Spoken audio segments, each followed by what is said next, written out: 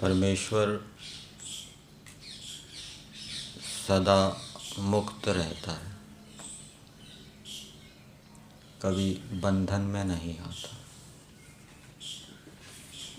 स तु सदैव मुक्तः सदैव ईश्वरः। ये योग दर्शन के अंदर व्यास जी बताते हैं। और परमेश्वर हमेशा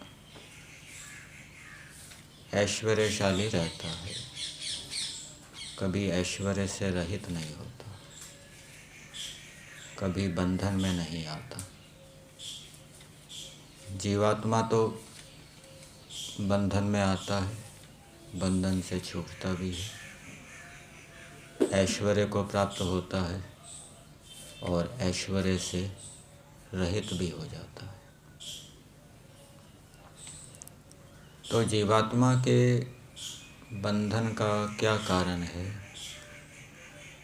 जीवात्मा किस कारण से शरीर के बंधनों में आता है,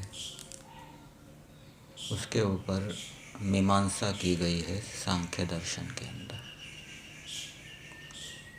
अनेक कारणों को उठाया गया है और उन कारणों के ऊपर विचार किया गया है और अंत में यही निर्णय लिया गया है कि जीवात्मा के बंधन का कारण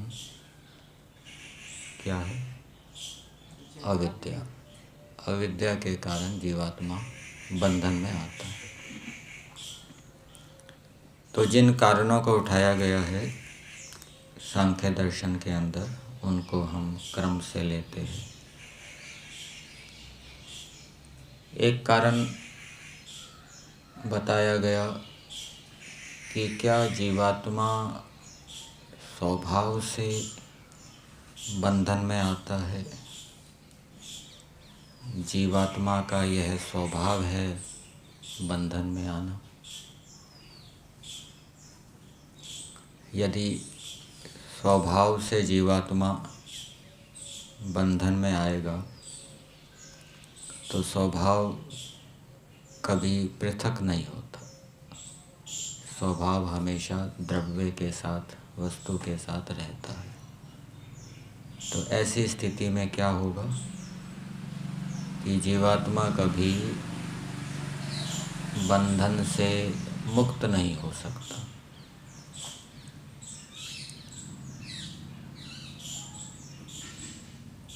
और शास्त्रों के अंदर, वेदों के अंदर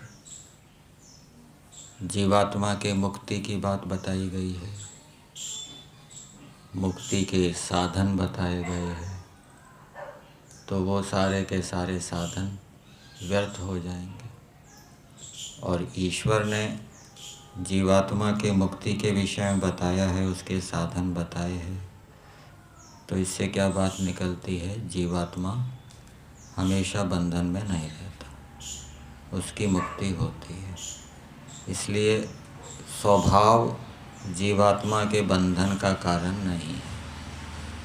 यदि स्वभाव बंधन का कारण होगा तो उसे हमेशा बंधन में रहना पड़ेगा, मुक्ति कभी नहीं होगी। और ये वेद आदि शास्त्रों के विपरीत है।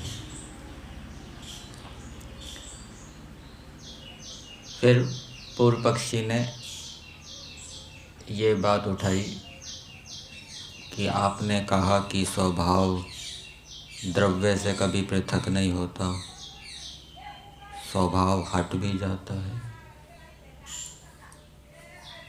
जैसे सफ़ेद कपड़ा है, सफ़ेद कपड़े को हम रंगते हैं तो वो उसका सफ़ेदपना हट जाता है। बीज है, बीज से अंकुर होता है तो उसका बीजपना हट जाता है, समाप्त हो जाता है, अंकुरपना उत्पन्न हो जाता है। तो पूर्व पक्षी यहाँ उदाहरण में ये कह रहा है कि स्वभाव हट जाता है। तो यहाँ पर भी सिद्धांती ने क्या उत्तर दिया है कि वो स्वभाव हटा नहीं है। सफ़ेदपना भी कपड़े का स्वभाव है, और दूसरे रंग को धारण करना भी कपड़े का स्वभाव है।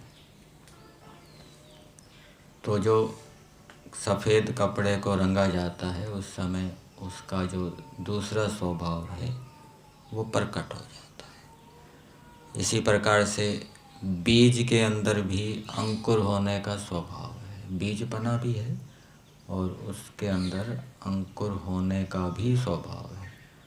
तो जब बीज को भूमि के अंदर डाला जाता है, पानी आदि दिया जाता है, तो उसका ये जो स्वभाव है ये प्रकट हो जाता है।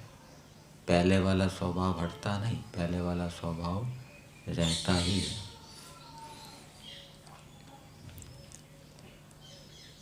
फिर एक बात और बताई गई कि जीवात्मा वैसे तो स्वभाव से बंधन में नहीं आता। क्यों नहीं आता? अभी पहले तो दोष बताया, स्वभाव से बंधन में आएगा तो स्वभाव कभी हटता नहीं, हमेशा बंधन में रहेगा। स्वभाव से बंधन में क्यों नहीं आता? क्योंकि वो नित्य शुद्ध बुद्ध मुक्त है। जीवात्मा जड़ है, चेतन है, प्रकृति क्या है? जड़ है। तो वो प्रकृति से मित्रता नहीं करेगा, उसके साथ जुड़ने के लिए, मिलने के लिए नहीं जाएगा, बंधन में नहीं जाएगा। जीवात्मा अवयवों का संघात नहीं है, जबकि प्रकृति के अंदर तो अवयव हैं। प्रकृति से बने हुए कार्य पदार्थों के अंदर अवयव हैं, वो अवयवों का संघात है। तो जीवात्मा का स्वभाव अलग है, प्रकृति का स्वभाव अलग है। तो भिन्न भिन्न स्वभाव वालों की मित्रता नहीं हो सकती। चेतन की मित्रता तो चेतन के साथ होगी, जड़ के साथ नहीं होगी। तो इस कारण से स्वभाव भिन्न होने के कारण भी जीवात्मा स्वभाव से प्रकृति के साथ बंधन में नहीं आता। फिर एक कारण दूसरा उठाया गया कि क्या जीवात्मा काल के कारण बंधन में आता है? काल का संबंध तो सबके साथ है। ईश्वर के साथ भी काल का संबंध है, सब जीवात्माओं के साथ भी काल का संबंध है। तो काल का संबंध हमेशा रहता है, सबके साथ रहता है। ऐसा कोई देश नहीं है, ऐसा कोई समय नहीं है जब काल हो ही ना।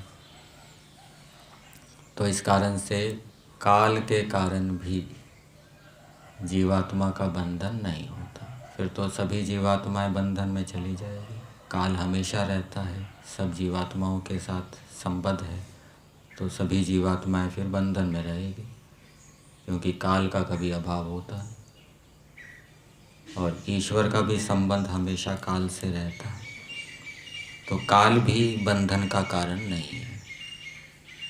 फिर अन्य कारण उठाया, क्या देश के कारण, स्थान के कारण जीवात्मा बंधन में आता है?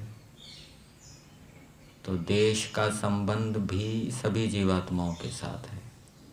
कोई भी जीवात्मा कहीं पर है, वो किसी देश में है, किसी स्थान में है,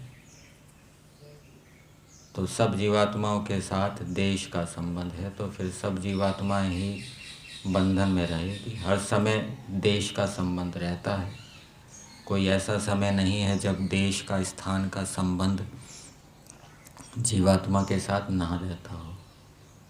तो इस कारण से यदि देश को बंधन का कारण माना जाएगा तो देश का संबंध हर समय सब जीवात्माओं के साथ रहता है, तो हर समय सब जीवात्माएं बंधन में ही रहेगी, मुक्ति की तो बात आएगी नहीं।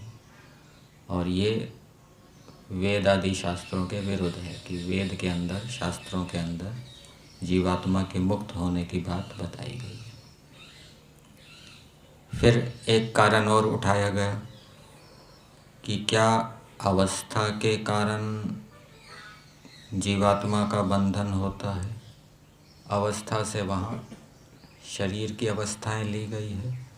शरीर में बाल्य अवस्था होती है, युवा अवस्था होती है, प्रौढ़ अवस्था, वृद्धावस्था होती है, कि इन अवस्थाओं के कारण क्या जीवात्मा का बंधन होता है।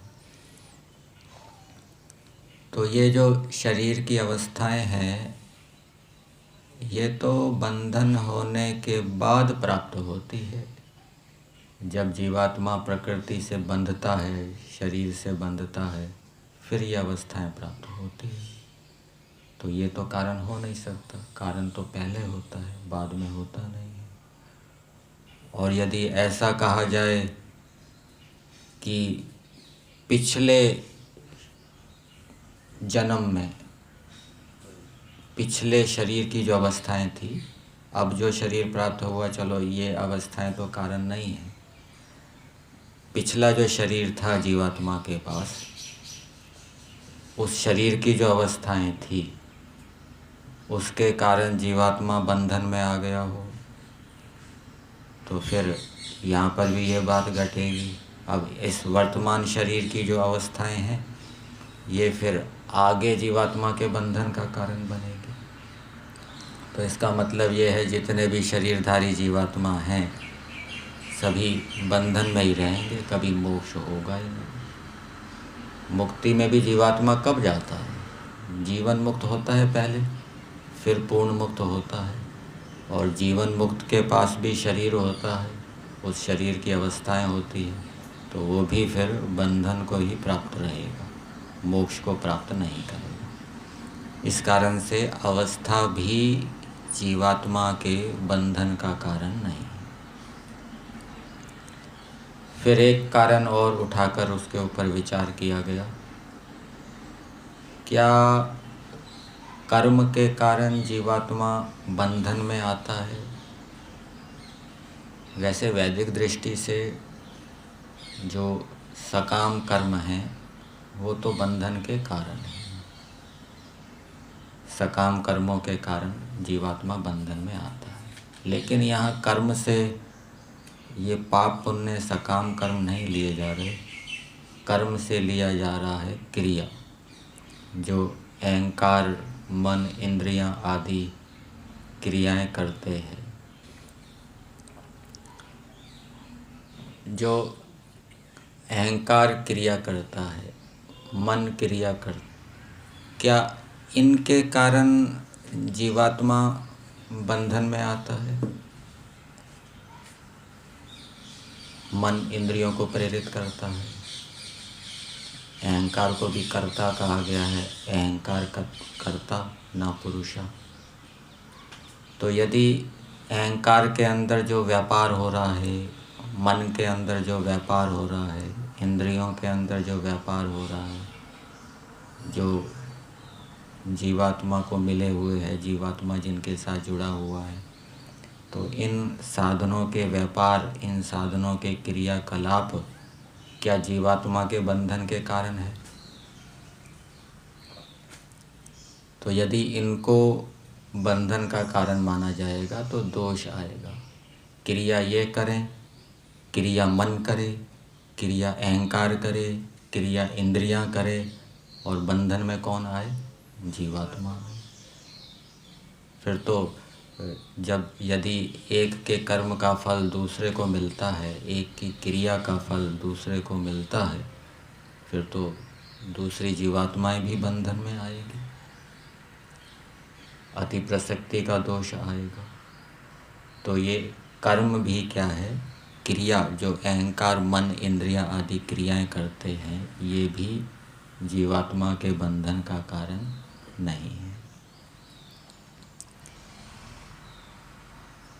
फिर एक कारण और उठाया गया, क्या प्रकृति जीवात्मा को बांध देती है? प्रकृति जो संसार का कारण है, क्या वो जीवात्मा को बांध देती है? जीवात्मा खुद तो उसके पास जाता नहीं बंधने के लिए, जुड़ने के लिए। क्या प्रकृति जीवात्मा को बांध देती है? तो उसका समाधान किया कि प्रकृति तो जड़ है, वो क्या बांधेगी। हम जड़ वस्तु से किसी दूसरे को बांधते हैं। जड़ वस्तु खुद तो बांधने के लिए आती नहीं है, इसलिए प्रकृति भी जीवात्मा को नहीं बांधेगी। प्रकृति भी जीवात्मा के बंधन का कारण नहीं है।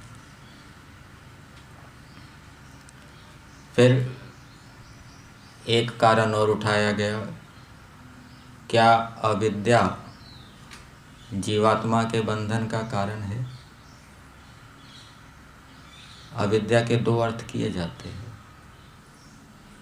एक अविद्या का अर्थ किया जाता है विद्या का अभाव, और एक अविद्या का अर्थ किया जाता है मिथ्या ज्ञान। तो यहाँ पर अविद्या का अर्थ किया है विद्या का अभाव। क्या विद्या का अभाव, ज्ञान का अभाव जीवात्मा के बंधन का कारण है? एक व्यक्ति है जिसने कुछ पढ़ा ही नहीं, शास्त्रों को पढ़ा ही नहीं, वो कुछ जानता ही नहीं, धर्म क्या है, कर्तव्य क्या है, सत्य क्या है, असत्य क्या है। उसके पास तो अविद्या का अभाव है, विद्या का अभाव है। और एक व्यक्ति उल्टा जानता है, धर्म को अधर्म जानता है, अधर्म को धर्म जानता है, उसके पास अविद्या है। तो अविद्या अर्थात ज्ञान का अभाव, विद्या का अभाव भी बंधन का कारण नहीं है। क्यों नहीं है? क्योंकि अभाव को वस्तु रूप स्वीकार नहीं किया गया। अभाव कोई वस्तु नहीं है और वो किसी को बांध नहीं सकता। कोई बांधेगी तो वस्तु ही तो बांधेगी। जैसे कोई व्यक्ति किसी दूसरे व्यक्ति को रस्सी से बांधता है, तो जिससे बांध रहा है वो भी वस्तु है और जो बांधने वाला है वो भी वस्तु है। तो विद्या का अभाव तो कुछ नहीं है, वस्तु रूप है नहीं, तो वो भी किसी को नहीं बांध सकता। और यदि उसको वस्तु मान लेंगे तो यदि कोई ऐसा कहे कि नहीं, वो विद्या का अभाव भी वस्तु है, तो फिर दो प्रकार के अभाव हो जाएंगे। एक अभाव रूप, अवस्तु रूप अभाव, और एक वस्तु रूप अभाव। तो ऐसा तो वर्णन आता नहीं कि दो प्रकार के अभाव, तो इसमें भी दोष आ जाता है। और यदि कोई ऐसा कहे कि ये जो विद्या का अभाव है ना वस्तु है ना अवस्तु है,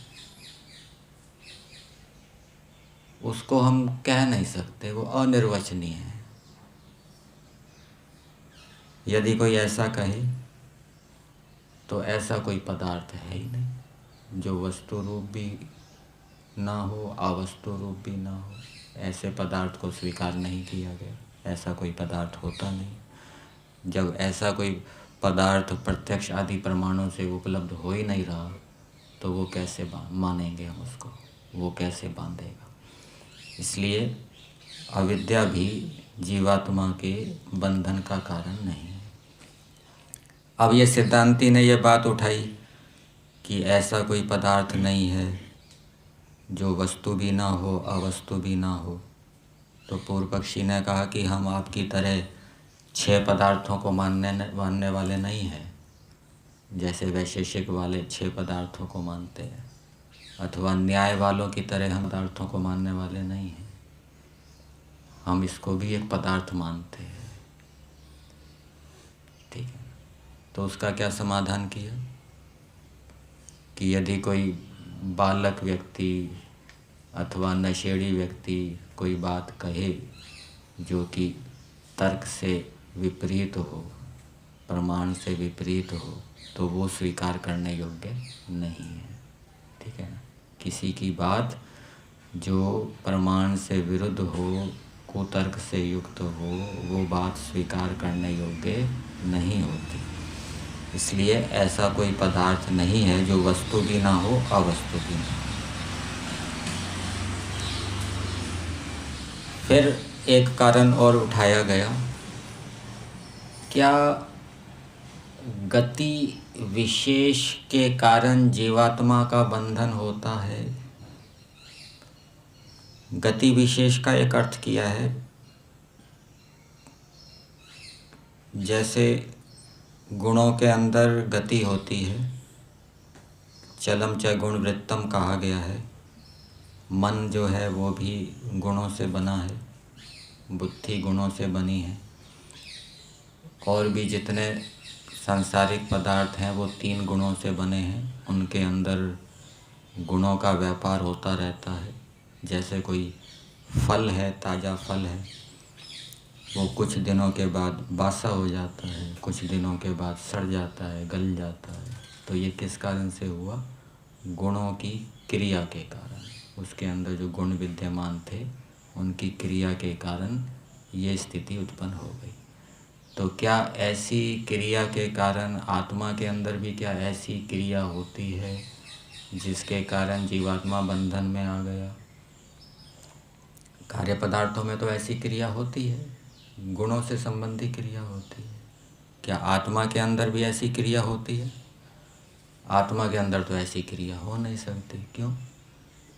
क्योंकि वो तो गुणों से बना नहीं है, गुणों से रहित है, शुद्ध है। इसलिए ये भी बंधन का कारण नहीं हो सकता। अब यदि कोई ऐसा कहे कि ये वाली गति नहीं, दूसरी गति, कि जीवात्मा जो एक शरीर से दूसरे शरीर के अंदर जाता है वो उसके बंधन का कारण है, तो वहाँ पर भी जो उसकी गति है वो गौण रूप से कही गई है। वेद के मंत्र में आता है, असूर्या नाम ते लोका अंधेन तमसा वृता तांस्ते प्रेत्यापि गच्छन्ति। गच्छन्ति किसके लिए कहा? जीवात्माओं के लिए। वो ऐसे लोकों में जाते हैं जो अंधकार से युक्त है। तो ये जो जीवात्मा की गति कही गई है ये मुख्य गति नहीं है, गौण गति है। जीवात्मा नहीं जाता, सूक्ष्म शरीर उसको ले जाता है, सूक्ष्म शरीर उसका आधार होता है। जैसे उदाहरण दिया है कि आकाश है, आकाश को हम मलिन कह देते हैं, साफ कह देते हैं। जब आकाश के अंदर धूल धुआं होता है तो क्या कह देते हैं? आकाश मलिन है। तो आकाश मलिन थोड़ा ना होता है। आकाश के परमाणुओं के अंदर ये पृथ्वी के परमाणु घुस नहीं सकते, घुल मिल नहीं सकते, फिर भी गौण रूप से ऐसा प्रयोग हो जाता है। इसी प्रकार से ये भी जो गति का वर्णन किया गया है, जीवात्मा की गति का वर्णन, ये भी गौण है, मुख्य वर्णन नहीं है। वास्तव में जीवात्मा के अंदर गति नहीं है, और गति नहीं है तो वो बंधन का कारण भी नहीं हो सकता। और यदि ऐसा कोई कहे कि सूक्ष्म शरीर की गति के कारण जीवात्मा एक शरीर से दूसरे शरीर में जाता है, जीवात्मा में तो गति नहीं है, सूक्ष्म शरीर की गति है, और सूक्ष्म शरीर की गति ही जीवात्मा के बंधन का कारण हो जाए तो इसमें वही दोष आएंगे जो पहले बताया था कि क्रिया कोई करे और फल दूसरे को मिले। तो इस कारण से इन कारणों को उठाकर इनका निराकरण किया गया है कि ये कोई कारण नहीं है बंधन के। वास्तविक कारण जीवात्मा के बंधन का क्या है? अविद्या है। अविद्या के कारण जीवात्मा बंधन में आता है। और विद्या से मोक्ष होता है। अविद्या जो है वो स्वाभाविक नहीं है, वो नैमित्तिक है। नैमित्तिक कारण के कारण जो क्रिया होती है वो आती भी है, हट भी जाती है। जैसे पानी है, पानी का स्वभाव क्या है? वो शीतल है, लेकिन अग्नि के निमित्त के कारण वो गर्म हो जाता है, और अग्नि जब चली जाती है तो ठंडा हो जाता है। इसी प्रकार से जीवात्मा के अंदर जब अविद्या आती है, अविद्या उत्पन्न होती है तो वो बंधन में आता है, और जब विद्या से अविद्या हटती है, नष्ट हो जाती है, विद्या की प्राप्ति होती है तो मोक्ष हो जाता है। तो निमित्त से, अविद्या रूपी निमित्त से जीवात्मा बंधन में आता है, और विद्या रूपी निमित्त से जीवात्मा क्या है? मोक्ष को प्राप्त होता है। ईश्वर कभी बंधन में क्यों नहीं आता? क्योंकि ईश्वर सर्वज्ञ है, विद्या से युक्त है, वो कभी अविद्या से ग्रस्त नहीं होता। इस कारण से ईश्वर कभी बंधन में नहीं आता। तो ये कारणों की चर्चा की गई है।